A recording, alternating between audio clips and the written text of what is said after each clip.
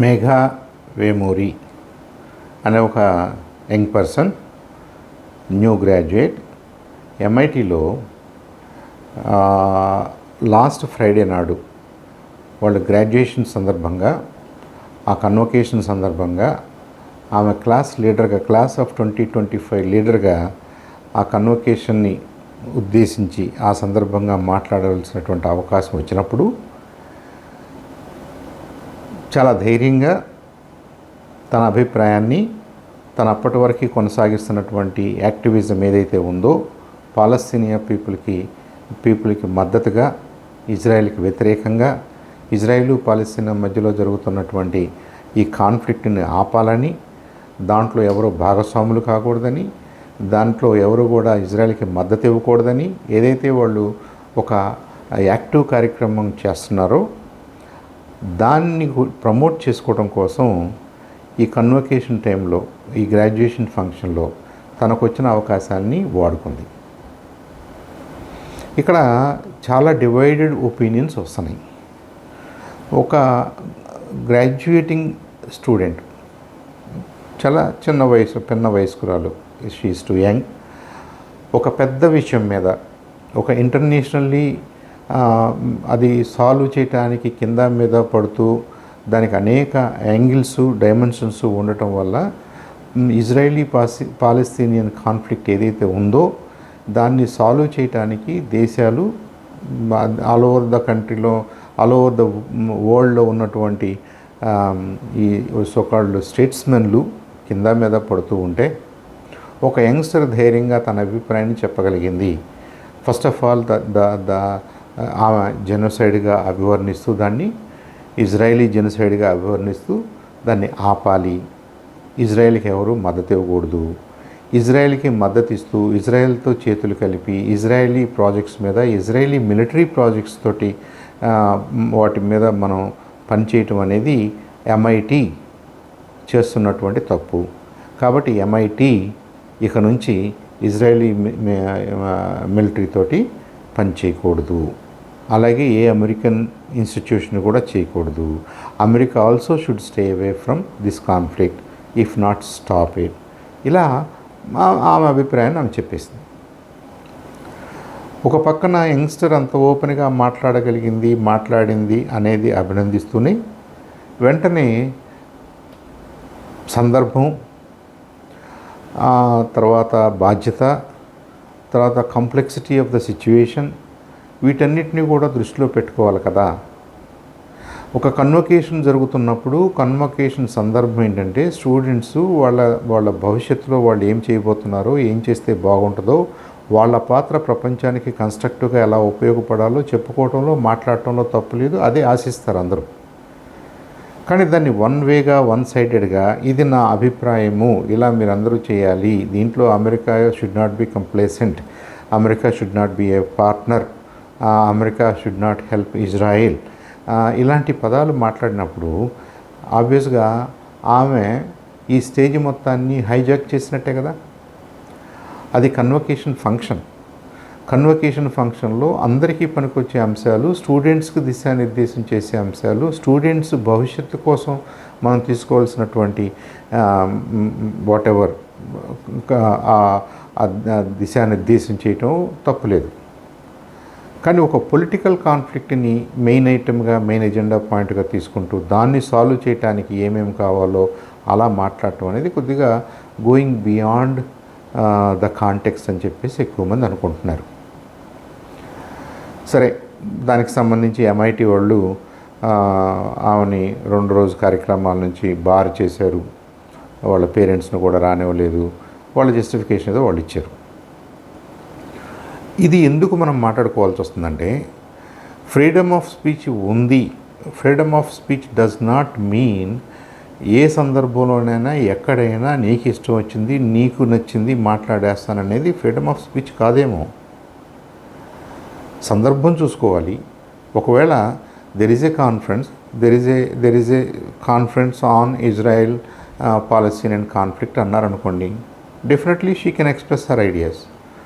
The role of America in Israeli Palestinian conflict అన్నారనుకోండి, maybe she can say that.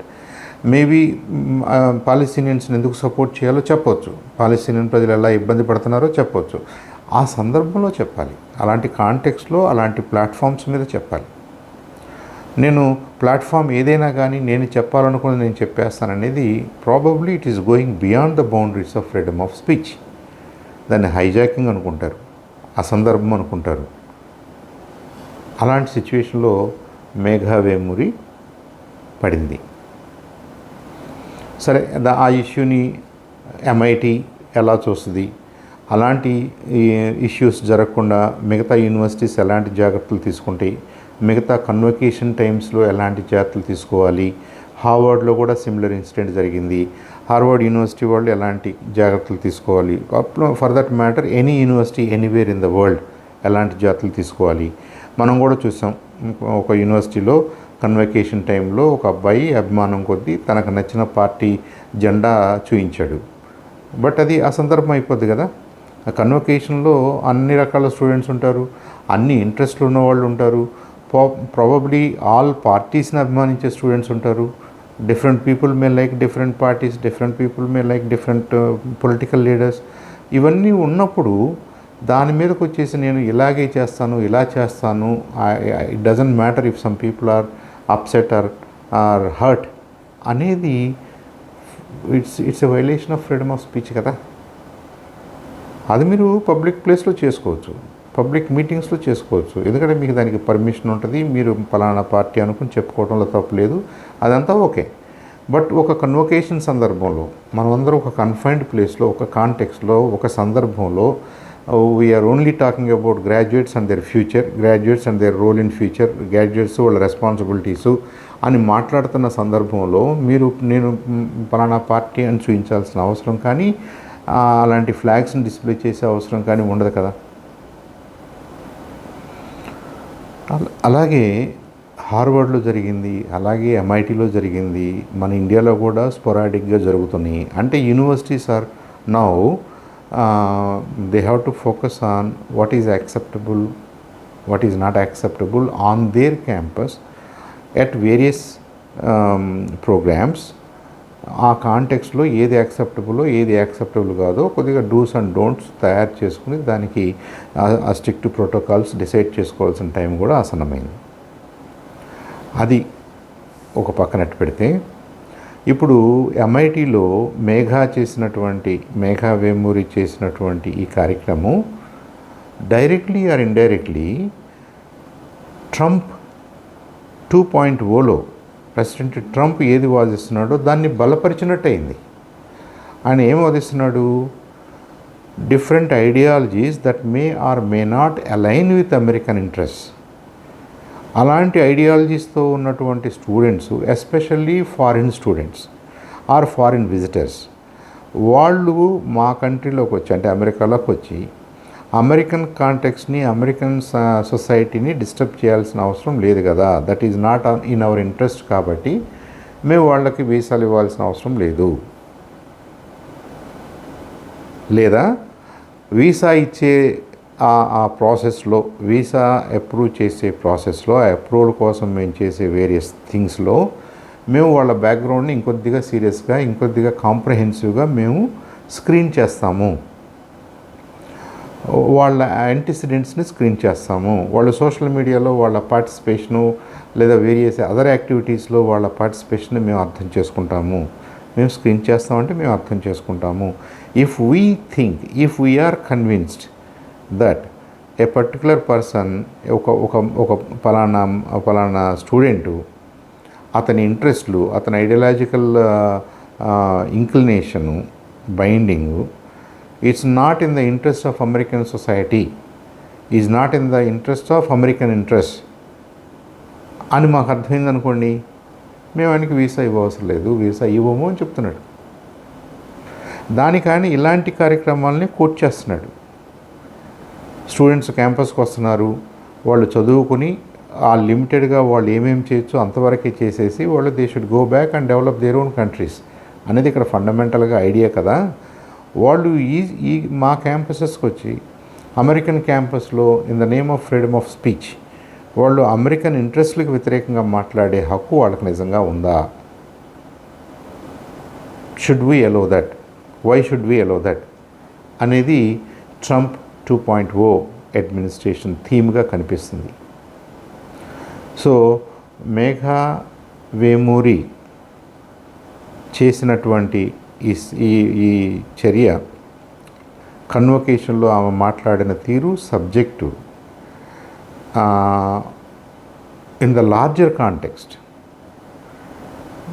భారతీయ స్టూడెంట్స్కే కాదు, మిగతా చాలా ఫారిన్ స్టూడెంట్స్కి, ఫారిన్ విజిటర్స్కి ఈ వీసాలు తెచ్చుకునే క్రమంలో అమెరికా దృష్టిలో ఒక గుడ్ రీజన్ లాగా కనిపిస్తుంది. ఆమె స్పీచ్ దాన్ని దృష్టిలో పెట్టుకుని మనం అందరినీ స్క్రీన్ చేయాలి, విజిటర్స్ అందరినీ స్క్రీన్ చేయాలి, స్టూడెంట్స్ని స్క్రీన్ చేయాలి, then only we should approve visa అని అంటున్నారు. సో ట్రంప్ ఏదైతే సజెస్ట్ చేస్తున్నారో దానికి మద్దతు ఇచ్చే విధంగా ఆమెకి తెలుసో తెలియకో చేసినటువంటి ఆ ఉపన్యాసం ఉపయోగపడుతుందని నాకు అనిపిస్తుంది. నెంబర్ 2, ఇదే సందర్భంలో ఇంకొక క్వశ్చన్ కూడా అరైజ్ అవుతుంది. మనం ఫ్రీడమ్ ఆఫ్ స్పీచ్ ఉందనుకుంటాం, ఆయా దేశాల్లో ఆయా పౌరులు అనుకుంటారు. అమెరికన్స్ ఏమనుకుంటారు, అమెరికాలో ఫ్రీడమ్ ఆఫ్ స్పీచ్ ఉందనుకుంటారు, ఎంజాయ్ చేస్తారు వాళ్ళు, definitely it is there. But the newer question is, the latest question is, ఎవరైతే వీసాస్లో ఉంటారో, అంటే they are not American citizens, అమెరికాలో ఉన్నారు, వాళ్ళు ఒక వీసా మీదే ఉన్నారు, లీగల్గానే ఉన్నారు. ఉదాహరణకి స్టూడెంట్స్ గాను, టూరిస్ట్ గాను, బిజినెస్ వీసా మీదో, బిజినెస్ విజిటింగ్ పర్పస్ కోసమో, లేదంటే మెడికల్ రీజన్స్ కోసమో, ఎక్స్చేంజ్ కోసమో, ట్రైనింగ్ కోసమో ఉన్నారు. వాళ్ళు లీగల్గానే వచ్చారు. But they are not citizens of USA, వాళ్ళు అమెరికన్ పౌరులు అయితే కాదు.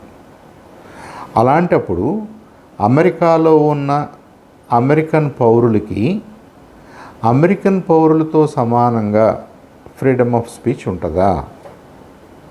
ఫ్రీడమ్ ఆఫ్ స్పీచ్ని మనం అలా చూడొచ్చా? ఏమైనా రిస్ట్రిక్షన్స్ ఉంటాయా? ఇది కూడా ఇప్పుడు కొత్త క్వశ్చన్గా తెర మీదకి వచ్చింది. మీరు ఆ దేశం సిటిజన్ అయినప్పుడు మీకు ఆ ఫ్రీడమ్ ఆఫ్ స్పీచ్ ఎలా అప్లై అవుతుంది? మీరు ఆ దేశంలో ఒక వీసా మీద ఉన్నప్పుడు, ఒక విజిటర్గా ఉన్నప్పుడు, ఒక స్టూడెంట్గా ఉన్నప్పుడు, ఒక టెంపరీ పీరియడ్లో మీరు ఉన్నప్పుడు, మీరు సిటిజన్ కానప్పుడు మీకు ఆ దేశంలో అదే ఫ్రీడమ్ ఆఫ్ స్పీచ్ అవకాశం ఏ మేరకు ఉంటుంది, ఎలా ఉంటుంది? Probably Megha Vemuri is a born citizen.